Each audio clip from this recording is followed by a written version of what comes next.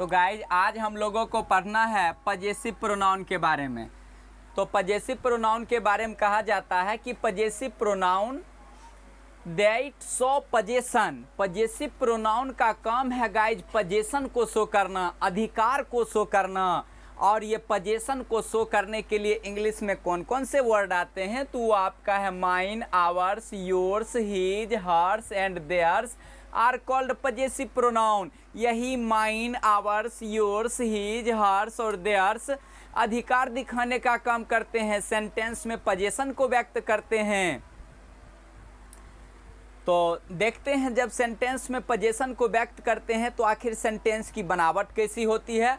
तो तब सेंटेंस की बनावट, सेंटेंस का स्ट्रक्चर होगा, पहले सब्जेक्ट होगा, फिर वर्ब होगा और फिर पजेसिव प्रोनाउन होगा।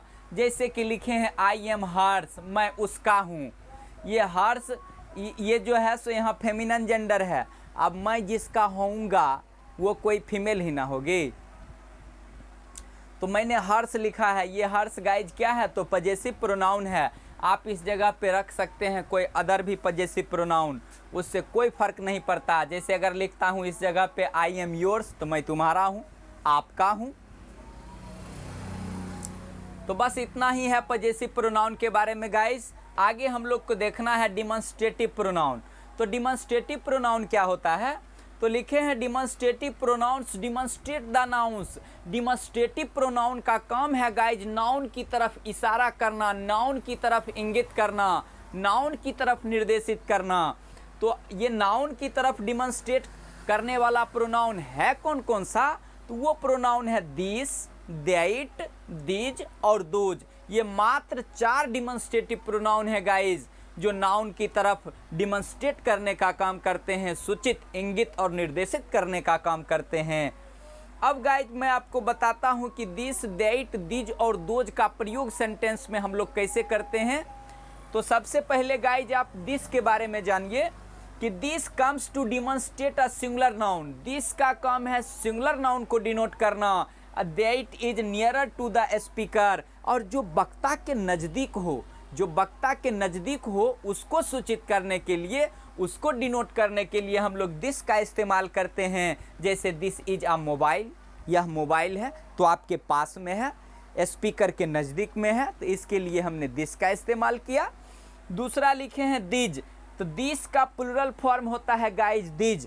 तो लिखे हैं these comes to demonstrate plural nouns that are nearer to the speaker. These का प्रयोग प्लुरल फॉर्म में होता है, प्लुरल नाउन के लिए होता है, और यह भी वक्ता के नज़दीक का ही बोध कराता है, लेकिन प्लुरल में। यानी यदि एक से अधिक व्यक्ति या वस्तु आपके नज़दीक में है तो उसको डिनोट करने के लिए आप दीज का इस्तेमाल करेंगे। जैसे लिखे हैं दीज आर फ्लावर्स, ये सब फूल हैं, ये सब फूल हैं। तो नज़दीक में नाउन प्लुरल हैं तो हमने दीज का इस्तेमाल किया। तीसरा है आपका दैट। तो that comes to demonstrate a singular noun that is far from the speaker. That का प्रयोग सिंगुलर प्रोनाउन के रूप में होता है जो वक्ता से, स्पीकर से काफ़ी फार होता है, काफ़ी दूर होता है। जैसे बोले दैट इज अ गर्ल, वह लड़की है। अब दूर में देख रहे हैं लगता है कि लड़का जैसे, लेकिन पता जींस पहनी हुई है, पता ही नहीं चलता है, बाल भी छोटे छोटे करवाए हुए हैं, स्पष्ट ही नहीं हो रहा है क्या है, लेकिन एकदम निश्चित डेफिनेट कर दिए कि वह लड़की है। अब दोज। तो those comes to demonstrate plural nouns. Those का प्रयोग प्लुरल नाउन के साथ होता है। दोज का काम है प्लुरल नाउन को डिनोट करना। That are far from the speaker, ये भी स्पीकर से, वक्ता से काफ़ी दूर होता है। यानी आप ये समझिए कि दोज का प्रयोग हम तब करते हैं जब वक्ता से दूर कई व्यक्ति या वस्तु, मतलब एक से अधिक हो, अनेक हो, प्लुरल फॉर्म में हो, तब हम लोग दोज का इस्तेमाल करते हैं। जैसे दोज आर मैंगोज, वे सब आम हैं।